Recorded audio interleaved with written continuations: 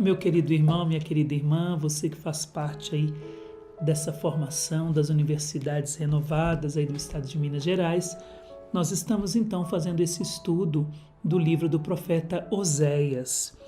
E hoje eu gostaria de falar então com vocês já viram aí tanto uma introdução quanto o capítulo 1º e o 2º, e eu quero falar com vocês aí então do capítulo 3, terceiro capítulo do profeta Oséias, do versículo 1 ao versículo 5. Então eu vou lendo e explicando os versículos, que assim fica mais fácil para a gente poder compreender o texto. É preciso lembrar, e creio que vocês viram isso na introdução, para a gente contextualizar. É preciso saber que o profeta Oséias, ele profetiza para o reino norte. O reino de Israel é dividido em dois. Então o reino norte, tendo a capital a Samaria, então é o reino norte chamado de Israel. E o reino sul, cuja capital é Jerusalém, chamado então aí o reino de Judá, é chamado então, um é chamado de Israel e o outro é chamado de Judá. Então nós vemos aí dois reinos divididos. E na época de Jeroboão II, é o período aí do profeta Oséias, que vai profetizar para o reino norte. Vocês já viram nos capítulos anteriores que Oséias tinha uma esposa chamada Gomer, que no hebraico significa aquela que foi completada, concluída. E foi completada e concluída por quê? Porque ela é um grande símbolo aí do povo de Deus que é infiel ao grande esposo que é o próprio Deus. Mas qual que é a infidelidade aqui que nós vamos ver? Porque hoje nós vamos falar dessa mulher adúltera. Qual que é a grande infidelidade? Qual é a infidelidade, a prostituição dessa mulher? Na verdade, o povo de Deus sempre sofreu com outras nações. Então, uma nação ameaçava, veio o Egito, por exemplo, e ameaça o povo de Deus. Qual que era a tentação? De fazer aliança com um outro povo, fazer aliança com um povo pagão para vencer aquele reino.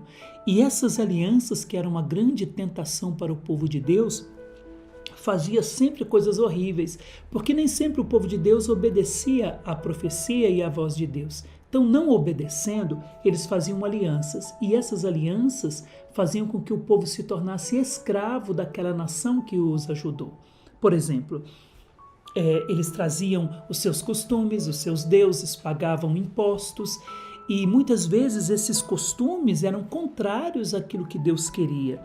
E numa dessas alianças, o que aconteceu? A influência cananeia entrou no Reino Norte. Até os sacerdotes da época ficaram assim simpatizantes do culto cananeu. O que era o culto cananeu? Era a adoração ao falso Deus chamado de Baal. A palavra Baal também é a mesma que esposo. Então, é fazer de Baal o seu esposo, sendo que Deus é o único esposo de Israel. Sendo que Deus é o único esposo de nossas almas. Então, essa influência cananeia é adorar Baal, oferecer sacrifícios ao Baal, e até os sacerdotes consideraram os Baals como deuses da fertilidade do solo, das chuvas e da colheita. Isso, para o Deus único, o Deus verdadeiro, é inaceitável. Então Deus não aceita isso. Então é agora que entra o profeta Oséias para profetizar contra o povo de Deus que fez aliança com povos pagãos e começaram a entrar no caminho da idolatria, que é o caminho de Baal. O Senhor me disse, dizendo para Oséias: vai amar de novo aquela mulher adúltera, amada por um amante. Então o que está dizendo aqui? O Senhor está dizendo para Oséias: sabe aquela mulher que te traiu, aquela mulher que era sua esposa? Vai tomá-la de novo. Ela que se tornou adúltera, ela que é amada por um amante, vai amar de novo, vai buscá-la, vai casar com ela de novo. E por que o Senhor está dizendo isso para Oséias? Porque Deus gosta de zombar dos seus filhos? Não. Porque esse gesto de Oséias buscar de novo a esposa que o deixou porque é adúltera é a maneira de Deus dizer através desse gesto: Oséias, da mesma forma que o meu povo me trocou por Baal, da mesma forma que o meu povo se adulterou, se prostituiu com Baal, que é um falso Deus, eu não me esqueço desse povo e eu não desisto dele. Eu não desisto do povo que é meu. Então vai e se casa de novo com essa esposa adúltera, porque é isso que eu farei com o meu povo. Me casarei de novo com ele através de alianças que farei. É dessa forma que o Senhor ama os filhos de Israel. Apesar de o terem trocado por outros deuses que gostam de oferendas de bolos e de passas. O único Deus, né, pagão, que gostava de oferendas de bolos e de passas, de uvas secas, eram os Baals. Então, ou seja, o que Deus está dizendo aqui nesse versículo? É dessa forma que o Senhor ama os filhos de Israel. Da mesma forma que você vai buscar aquela prostituta adúltera e se casar com ela, assumi-la de novo na sua vida como sua esposa, apesar dos seus pecados, é assim que Deus ama os filhos de Israel. Apesar de terem me trocado o Deus verdadeiro por deuses, por Baals, ter feito de Baal um esposo falso, trocou o esposo verdadeiro por um esposo mais novo, trocou o esposo verdadeiro que o salvou para um esposo de meros prazeres, os prazeres dos bolos de passas, os bolos de uvas secas. Mesmo que o povo tenha me traído, eu não o traí e eu não desisti dele. Fui então recuperar minha mulher, diz o profeta Oséias. É o que Deus vai fazer. E como que Deus vai recuperar a sua esposa, que é o seu povo e que é a igreja? Através de Jesus Cristo. Essa profecia já traz nela uma maneira antecipada e ao mesmo tempo é uma prefiguração de Jesus Cristo, que viria a recuperar a sua mulher. E a única maneira de recuperar a sua esposa, a sua mulher, era purificando-a e lavando-a no sangue do seu filho Jesus. Então já é uma prefiguração, precisamos ler o Antigo Testamento com o olhar cristão, o olhar de Jesus Cristo. Essa profecia se cumpre em Jesus Cristo. E é isso que nós vemos naquela samaritana, que tinha também cultos pagãos. E a Samaria, que era a capital nesse período, e nós vemos aquela samaritana que já tinha tido 5 maridos, e o que ela estava hoje não era dela. E Jesus então se apresenta a ela como o 7º marido, ou seja, o marido da perfeição, que não desiste da esposa que já teve 6 e que veio recuperar a sua esposa, a sua mulher. Então aqui está contida aquela profecia que se cumpre naquele gesto belíssimo de Jesus com a samaritana. Paguei por ela 15 moedas de prata e 1,5 carga de cevada. Está dizendo o profeta Oséias. 15 moedas de prata. Interessante nesse versículo é 1,5 carga de cevada.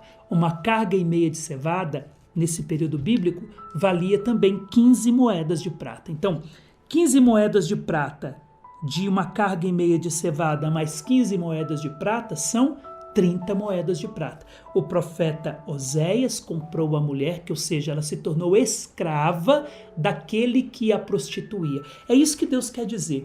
Todas as vezes que o seu povo se prostituir e trair o verdadeiro esposo, ele se torna escravo de um novo esposo. Ele nunca será feliz. Essa mulher, ela foi vendida, ela se tornou escrava. Além de se prostituir com Baal, ela se tornou uma prostituta desse Deus pagão. Ou seja, além de se prostituir e de trair o verdadeiro esposo, de adulterar, ela se tornou escrava, ela estava a serviço deste homem, desse Deus pagão que a prostituiu. O povo de Deus, todas as vezes que deixa Deus, que é o Deus verdadeiro, vai se prostituir e se tornar escravo.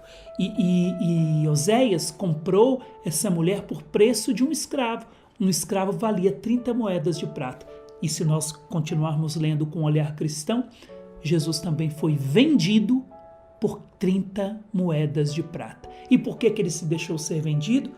Para se colocar no lugar dessa mulher que se tornou escrava, que foi comprada por Oséias por 30 moedas de prata. Jesus se coloca no lugar dela. É a maneira dele salvar aqueles que se perderam e se prostituíram.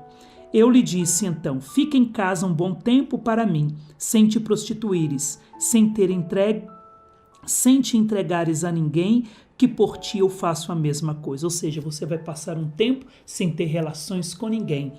porque para o tempo da sua purificação. É o tempo, ou seja, da espera dessa salvação que viria em Jesus Cristo. É claro que o profeta Oséias não tinha conhecimento de Jesus Cristo, mas nós lemos a profecia a partir da vida de Jesus, que é o cumprimento dela. É que os filhos de Israel ficarão por um bom tempo sem reis e sem generais, sem sacrifícios e sem monumentos sagrados, sem adivinhação e sem imagens de ídolos. Depois os filhos de Israel vão de voltar, vão procurar o Senhor seu Deus e Davi seu rei. Seu coração vai palpitar pelo Senhor e por seus benefícios pelo resto dos dias.